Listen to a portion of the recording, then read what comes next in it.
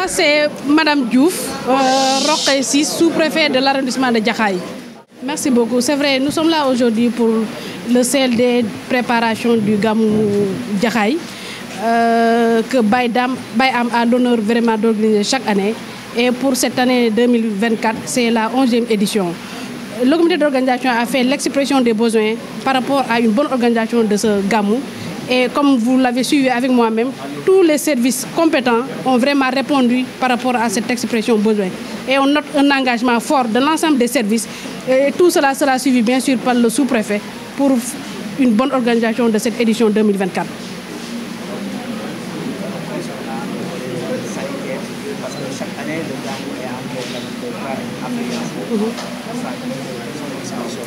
Effectivement, on a noté par rapport aux dernières éditions, notamment 2023, qu'il y a une affluence forte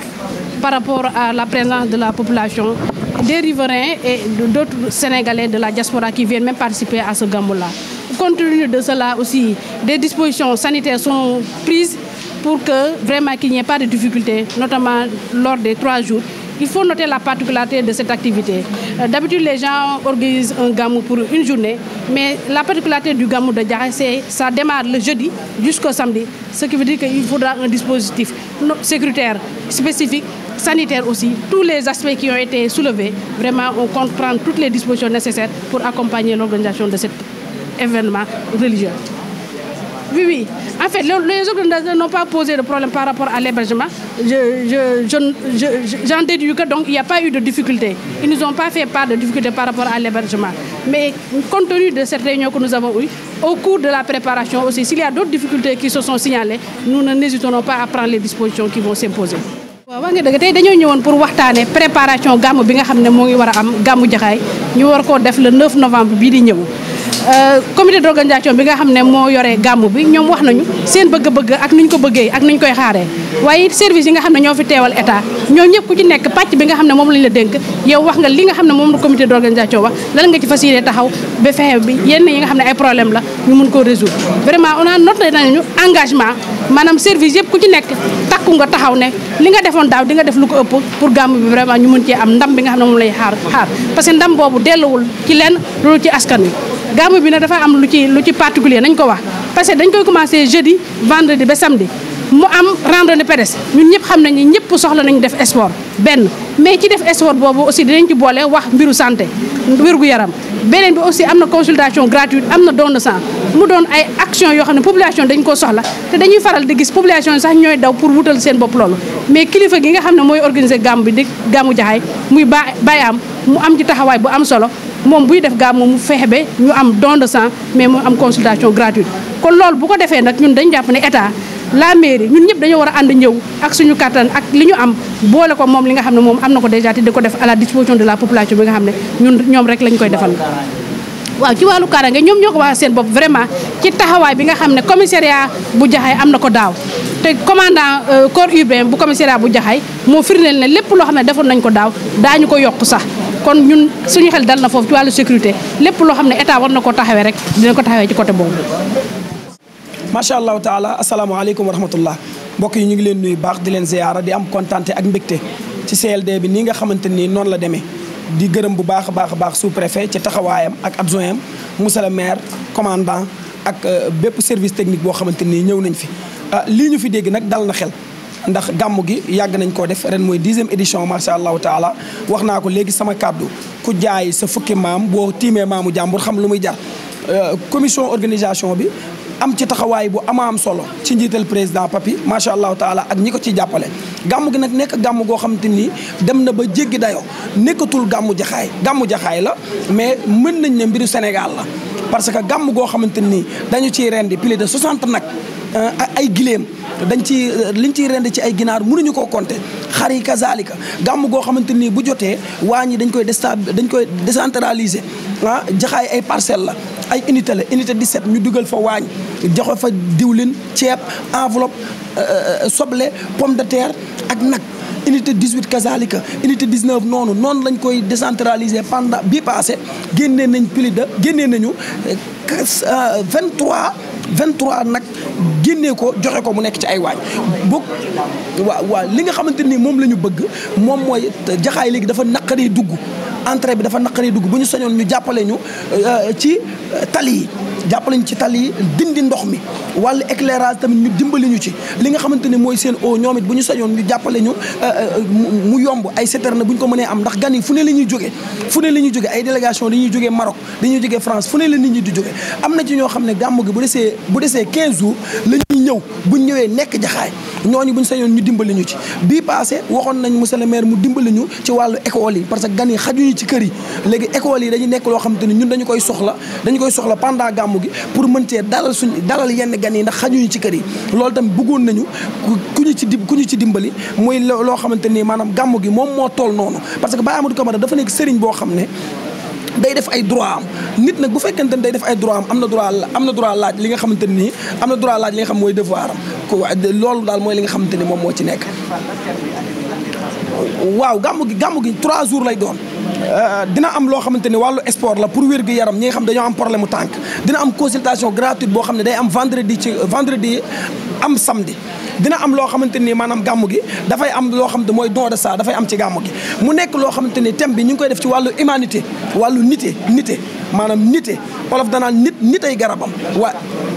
waaw li tax loolu mooy Baye Am dafa am loo xamante ni moo ko ñor Baye Am bi mu ñëwee Jaxaay dafa fekk ñoo xamante ni maanaam dañ daan tux ay poon ñi daan naan sàngara ñi daan tux yamba mu fexe ba orienté leen ba ñooñu tey jii boo amee looy dénkaane bëgg lu wóor ñoom nga koy dénk maanaam Baye Am moom gëmul ne yére bu tilimee da nga koo war a sànni déedéet li mu gëm mooy yére bu tilimee da nga koy fóot passé ko boo ci amaatee soxla mën koo sol Baye Am gëmul ne boo gisee nit ku bon da nga koo war a beddi Baye gëmul loolu Baye daa gëm ne ku bon da nga koo war a jël dugalaat ko ci société bi jubbanti ko léegi nag jikko yi yàqu yi daaw thème bi jàmm la woon Baye Am xool yëg ne réew mi ba tey dese naa am jàmm mu ne léegi nag li nga xam ne mooy saxal jàmm fexe ba nitee nañu ko jël ren dugal ko ci thème bi te loolu moom da koo njëkke ba pare di ci woo ñëpp waaye ñoo ngi ci woo président de la république di ci woo premier ministre di bëgg rek gàmm gi ñu jël ko dugal ko ci agenda réew mi parce que gàmm gi moom moo toll noonu gàmm gi ki koy def Baye Niass la yaakaar waaye dundeewul noonu xaru tabaski yi muy joxe pas daaw jéeg jox na ba jox chrétien xar kooku ne ko mais man chrétien laa mu ne ko waa mais sa wërsëg la parce que mbaam xuux l'islam dafa maa tere jënd ko comme na xar l'islam daganal na ma pour ma jënd ko dama la koy jox sa wërsëg la bu la neexee jaay ko waaw kuy joxe xaru tabaski di ko jox ay jullit ba jox ko chrétien kooku gëmul lool Baye Amadou Camara nit la gëm moom ginnaaw bi mu nekkee jullit nekk taalibe Baye Niass gëmul ay feru tarixa yi déedéet moom nit la gëm kooku daal looloo moo tax gàmmam gi bu jotee murid yi ñoo ko ciy gën a sonn nee naa la benn gàmmu Jaxaay moo am ñi nga xam ne gëmuñu gàmmu naan gàmmu bidaa la muy ibaadu yi bu gàmmu Jaxaay jotee ñoom dañuy jënd nag def ci waaw mais loolu yeneen gàmmu yi amuñu ko ñi nga xam ne ibaadu lañu nga xam ne ñoom dañ naan gàmmu bidaa la ñoom bu gàmmu jotee ñoom ibaadu yi ñooy cotiser daal di jënd benn nag ñëw ne Baye Am gàmmu gi ñoo la dimbalee nag bii ci wàllu gàmmu gi kon ñu ngi ci woo ñëpp wasalaamaaleykum wa rahmatullah wa barakatu. Effectivement, nous sommes là pour les besoins du CLD convoqué par Madame le sous-préfet de l'arrondissement de Jaxaay Parcelles. Comme vous le savez, le Gamou de Jaxaay est un événement majeur dans le département de Keur Massar et au-delà même dans la région et de plus en plus gagne en ampleur à telle enseigne qu'aujourd'hui le Gamou épouse des contours, n'est-ce pas, d'un événement international. Et pour ces raisons, nous en sommes à la 2e édition du CLD. Et c'est le lieu de remercier l'engagement du sous-préfet de l'arrondissement de Jaxaay Parcelles pour la coordination parfaite qu'elle a donnée à ce CLD. Au cours de ce CLD, les différents services compétents qui sont dans le département ou dans la région ont répondu présent et ont également répondu de manière positive aux différentes doléances, en tout cas à l'expression des besoins que le comité d'organisation a soumis à leur endroit. Et ces doléances sont d'ordre d'abord sécuritaire, ensuite sanitaire, mais surtout en termes d'accessibilité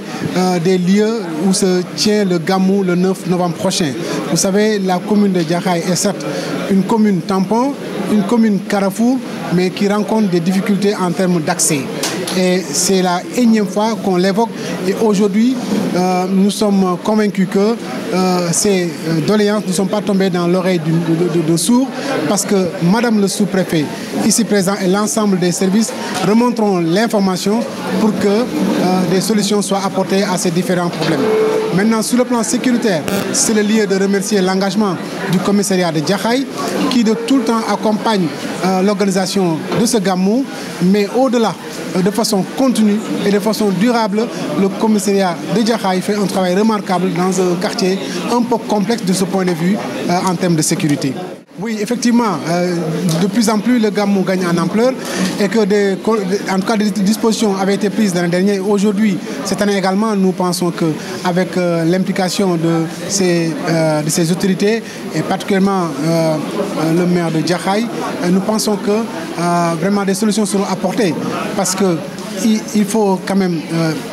souligner l'implication, l'engagement des populations de Jaxaay dans les différentes parcelles, dans les différentes unités qui en ont fait leur affaire, qui dans leur quartier, dans leur maison, se mettent à disposition des invités, des pèlerins qui viennent de partout. Le thème de cette année est sous le sceau de l'humanité. L'humanité parce que tout simplement la religion, en tout cas la religion musulmane, en tout cas la Faïda Tijaniya a pour mission principale d'humaniser les masses, d'humaniser les citoyens. Et aujourd'hui, à Jaxaay, Baye Amadou Camara joue un rôle très intéressant dans ce sens. Dans le sens où son approche, sa stratégie consiste à promouvoir les valeurs de civisme et de citoyenneté. Parce que tout de même, il faut vraiment savoir accomplir ses devoirs avant de demander ses droits. Il faut savoir prendre en charge les questions relatives à son cadre de vie, à sa santé, à sa communauté, vraiment pour se rendre utile à sa société, à son pays. Voilà pourquoi nous pensons que le thème sous-traité, c'est-à-dire l'humanité, si elle est bien comprise, si l'humanité devient une réalité en nous, je pense que ce serait un gage de paix et de stabilité pour notre pays.